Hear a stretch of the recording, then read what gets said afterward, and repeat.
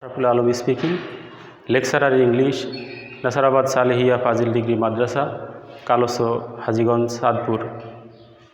Dear learners, today I am here to take the online class. In this COVID situation, we are lagging behind to run our academic task. We are taking online class now. Today I am going to discuss about an important topics for the students of Alim first year. This class is also important for the students of all classes. Today my topics is sentence. There are various types of sentence in English language, such as affirmative sentence, negative sentence. According to meaning, there are five kinds of sentence. They are assertive sentence, interrogative sentence, imperative sentence, and optative sentence, exclamatory sentence. According to the structure of sentence, there are three kinds of sentence. They are simple sentence, complex sentence, and compound sentence. The meaning of simple sentence is সরল বাক্য, complex sentence জটিল বাক্য, compound sentence যৌগিক বা সংযুক্ত বাক্য. Today I am going to discuss on three types of sentence, that means simple, complex, and compound sentence. Dear learners, follow me to understand the basic things of simple, complex, and compound sentence.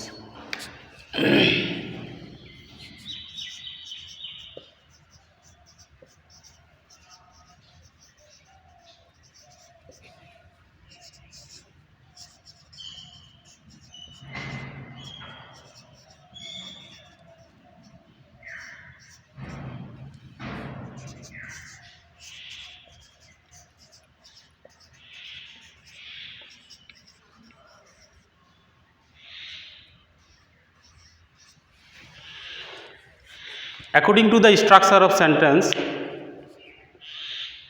we have come to know that there are three types of sentence. They are simple, complex, and compound sentence.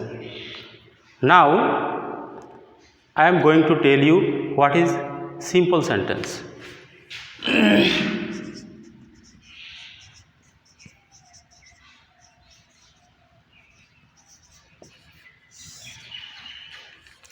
Simple sentence is a sentence where there is a subject and a finite verb.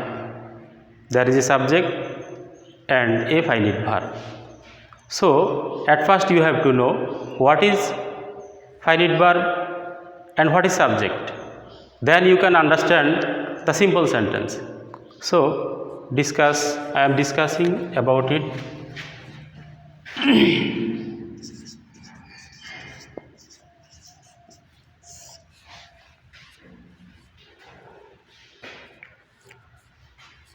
If we say in short, we can say subject is a noun or a pronoun if it is used before finite verb.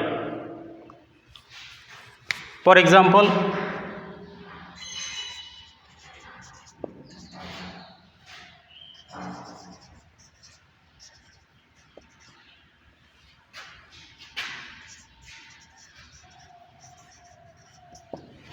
Raju reads in class 10. Here this is a verb and before the verb there is a noun. Now In this sentence, Raju is a subject and reads is a finite verb. Finite verb যদি আমরা ভালোভাবে বুঝতে যাই তাহলে তার সংজ্ঞায় বলা যায় ফিনিট ভার্ব হচ্ছে ওই ভার্ব যে ভার্ব বা ভার্বের যে রূপ একা একা বাক্য সম্পাদন করতে পারে সেটাই হচ্ছে ফিনিট ভার্ব। যেমন আমরা যদি এই বাক্যটার মধ্যে রিড শব্দটা না লিখি তাহলে দাঁড়ায় Raju in class 10। This is a wrong sentence.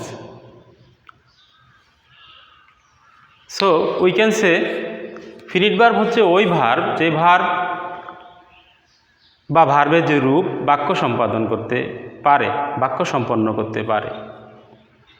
আর কোনো ফিনিট ভার্বের পূর্বে যদি কোনো নাউন বা প্রনাউনের শব্দ ব্যবহার হয় তখন তাকে আমরা সংক্ষেপে সাবজেক্ট বলতে পারি। সাবজেক্ট নিয়ে বিশাল আলোচনা করা যায় যে সাবজেক্ট কি আসলে কি একটা নাউন প্রনাউন দিয়ে হবে না একাধিক নাউন প্রনাউনের শব্দ মিলে বা অন্যান্য শব্দ মিলেও একটা সাবজেক্ট গঠিত হতে পারে। আমরা সে আলোচনাটা পরে করব। তার আগে আমরা জেনে নেই ভার্বের কোন রূপগুলো, কোন ভার্বগুলো সমাপিকা ক্রিয়া যেগুলোকে আমরা সংক্ষেপে দেখলেই এক নজরে বলতে পারবো যে এটা হচ্ছে সমাপিকা ক্রিয়া বা finite verb.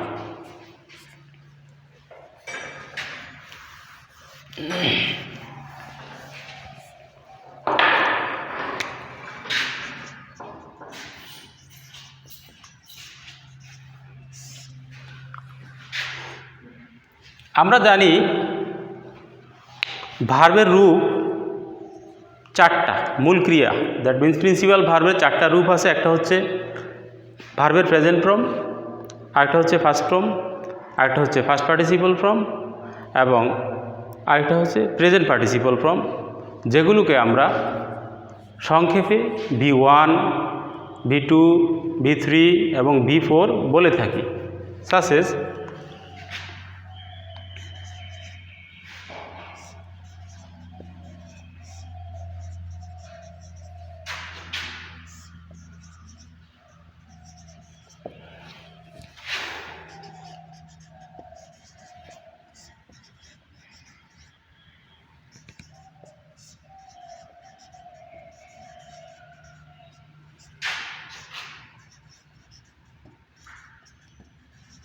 write, wrote, written, writing, do, did, done, doing.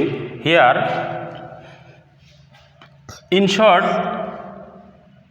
the first form, that means present form of verb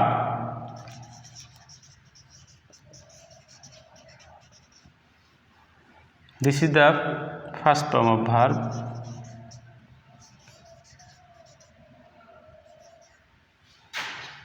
This is the first participle form of verb.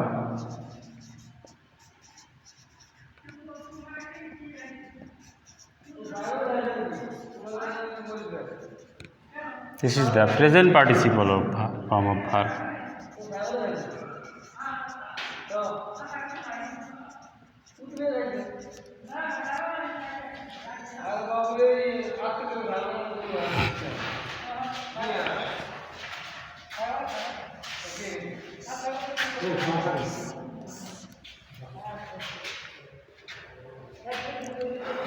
In short, the present form of verb আমরা এটাকে বলতে পারি V1, first ফর্মকে বলতে পারি V2, first পার্টিসিপলকে V3, present পার্টিসিপলকে V4। এবার আসি, যত মূল ক্রিয়া আছে ইংরেজি ভাষায় ফিনিট ভার্ব সেগুলো হচ্ছে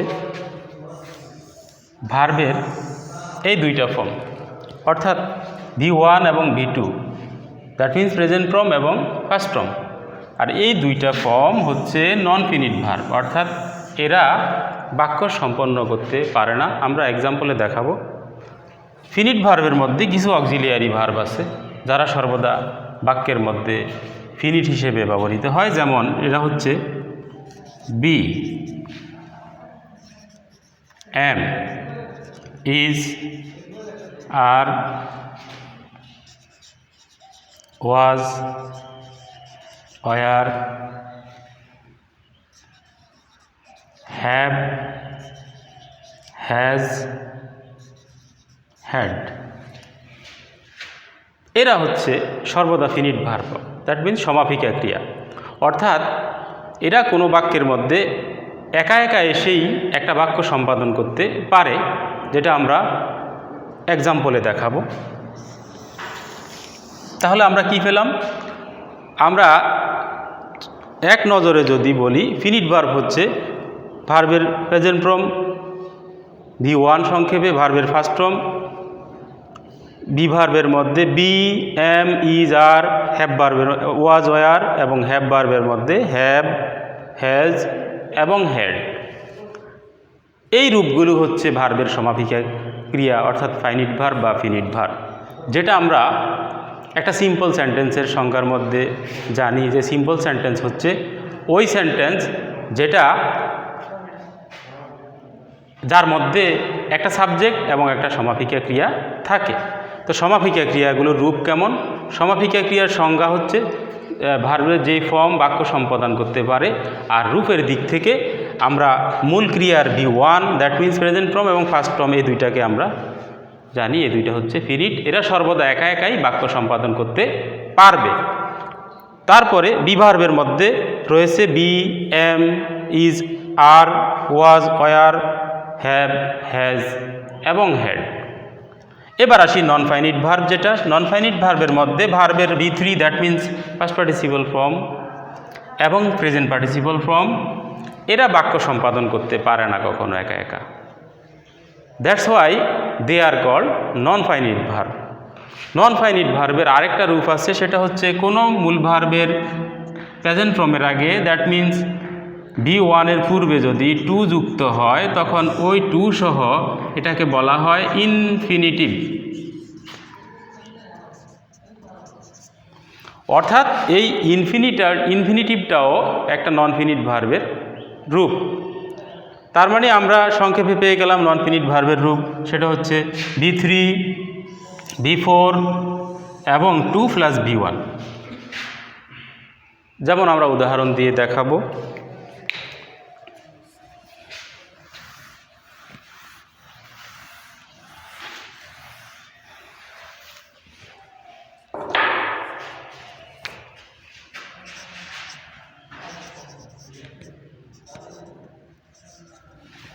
সিম্পল একটা উদাহরণ, আই ইট রাইস। এই তিনটা শব্দের মধ্যে ইট হচ্ছে ভার্ব। আমি যদি ইটটা না দেই তাহলে দাঁড়ায় শব্দগুলো দুইয়ের মধ্যে আই রাইস, এটা বাক্য হয় না। যদি ইটটা দেই তাহলে দেখা যায় বাক্য হয়, একটা শুদ্ধ বাক্য হয়, কারেক্ট বাক্য হয়। সো এই ভার্বটাকে আমরা বলবো ভার্বের ফিনিট ভার্ব। আর এটা হচ্ছে ভার্বের রূপের দিক থেকে V1। তাহলে আমরা একটু আগে যে আলোচনায় বললাম যে ভার্বের V1 অর্থাৎ প্রেজেন্ট ফর্ম ফিনিট ভার্ব বা সমাপিকা ক্রিয়া, এখানেই তার প্রমাণ মিলল। এবার আসি, আমি যদি লিখি আই অ্যাট রাইস, এখানে এটা হচ্ছে ভার্ব। এটা না দিলে বাক্যটা হচ্ছে না, যদি এটা দেই তাহলে দেখা যায় বাক্যটা শুদ্ধ হচ্ছে। তার মানে ভার্বের এই রূপটাও ফিনিট ভার্ব।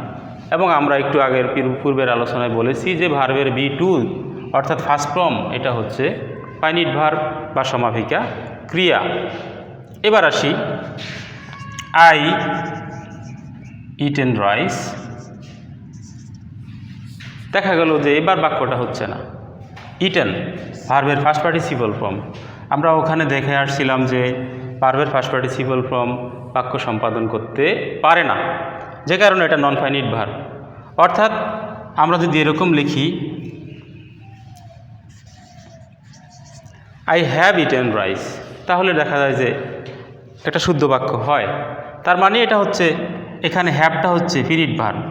এবং আমরা আমাদের পূর্বের আলোচনায় বলেছি যে বি ভার্বের মধ্যে be, am, is, are, was, were এবং হ্যাভ ভার্বের মধ্যে হ্যাভ, হ্যাজ এবং হ্যাড, এরা সর্বদা ফিনিট ভার্ব। তার মানে একটা সিম্পল বাক্যের মধ্যে সংজ্ঞায় বলা আছে একটা সিম্পল বাক্যের মধ্যে একটা ফাইনিট ভার্ব বা ফিনিট ভার্ব থাকবে। যেমন এই বাক্যের মধ্যে এই হচ্ছে সমাপিকা ক্রিয়া বা ফিনিট ভার্ব, এটা হচ্ছে নন ফিনিট ভার্ব। যেহেতু এটা সিম্পল বাক্য সে কারণে দুইটা সমাপিকা ক্রিয়া হতে পারে নাই। এবং আমরা যদি নজর করি আমরা টেন্সের মধ্যে যে বিষয়টা পড়ে আসছি সেটা হচ্ছে প্রেজেন্ট পারফেক্ট টেন্সের স্ট্রাকচার, সাবজেক্ট, এরপরে হ্যাভ অথবা হ্যাজ, হ্যাজ, তারপরে মূল ভার্বের পাস্ট পার্টিসিপল। অর্থাৎ ল্যাঙ্গুইস্টিক্সরা, ভাষাবিদগণ তাদের টেন্সের স্ট্রাকচারগুলো ঠিক ওভাবেই বানিয়েছেন যে যাতে একটার সাথে আরেকটা সাংঘর্ষিক না হয়। অর্থাৎ এটা ফিনিট ভার্ব হওয়ার কারণেই এটা নন ফিনিট ভার্ব হয়ে গেছে। প্রেজেন্ট ইনডিফিনিট টেন্সের মধ্যে একটা মাত্র ফিনিট ভার্ব, ভার্বের প্রেজেন্ট ফর্ম, আর নাই ফিনিট ভার্ব। পাস্ট ইনডিফিনিট টেন্সের মধ্যে সাবজেক্টের পরে ভার্বের ফার্স্ট ফর্ম, অর্থাৎ এটা ফিনিট ভার্ব হওয়ার কারণেই আর কোনো মূল ভার্বের ফার্স্ট পার্টিসিপল ফর্ম বা প্রেজেন্ট পার্টিসিপল ফর্ম আর নেই। ঠিক আমরা যদি প্রেজেন্ট কন্টিনিউয়াস টেন্সের মধ্যে দেখি, যেমন সেটার স্ট্রাকচার হচ্ছে subject plus am is are plus মূল ভার্বের সাথে আইএনজি যোগ। অর্থাৎ যখনই আমরা সাবজেক্টের পরে অক্সিলিয়ারি ভার্ব হিসেবে এম ইজ আরকে নিয়ে আসলাম টেন্সের স্ট্রাকচার হিসেবে, দেখা গেল আমরা বলেছি যে এই এম ইজ আরটাই হচ্ছে সমাপিকা ক্রিয়া, যে কারণে আরেকটা সমাপিকা ক্রিয়া হতে পারবে না। ভাষাবিদগণও ঠিক অনুরূপভাবেই এটা তৈরি করেছেন যে আরেকটা পরের ভার্বটাকে নন ফিনিট ভার্ব অর্থাৎ বিফোর প্রেজেন্ট পার্টিসিপল ফর্ম বানিয়ে দিয়েছেন। এভাবেই আসলে ভাষার মধ্যে ভাষা ব্যবহৃত হয়, ভাষার মধ্যে ব্যাকরণের নিয়মগুলো এভাবেই ব্যবহৃত হয়। আমরা যদি লক্ষ্য করি, যেমন আরেকটা উদাহরণস্বরূপ আমরা যদি লিখি,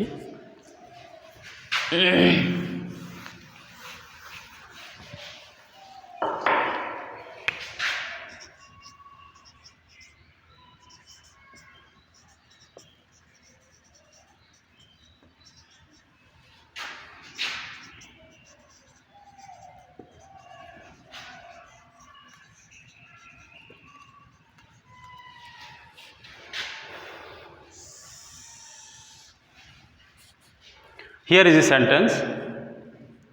Now I am trying to find out, is it a simple sentence or complex sentence or any other sentence. In this sentence there are two verbs. One is went and the form is V2, and there is another verb and its form is V1, but before V1 there is a 2 and the form is non-finite verb.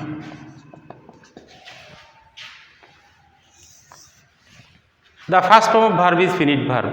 So this sentence is simple sentence. আমরা simple সেন্টেন্সের সংজ্ঞায় বলেছি যে সেন্টেন্সের মধ্যে একটা subject থাকবে, একটা সমাপিকা ক্রিয়া থাকবে, ওটাই হবে সিম্পল সেন্টেন্স। আমি আরেকটা এক্সাম্পল লিখি।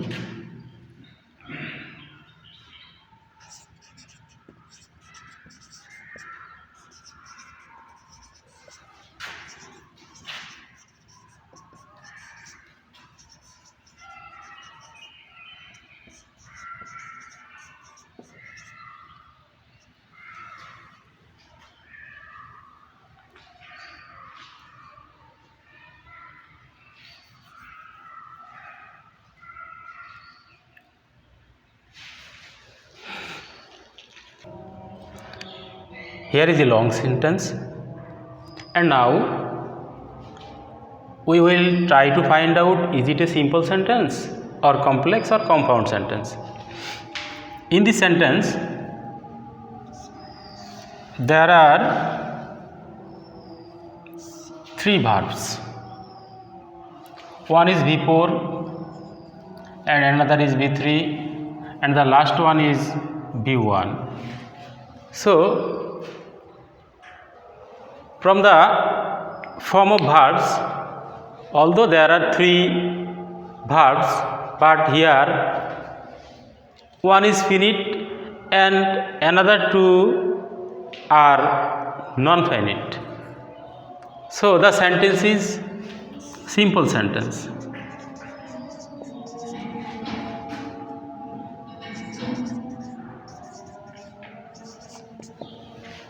So dear students, I think you all understand what is simple sentence. No more today. with best regard to all of you.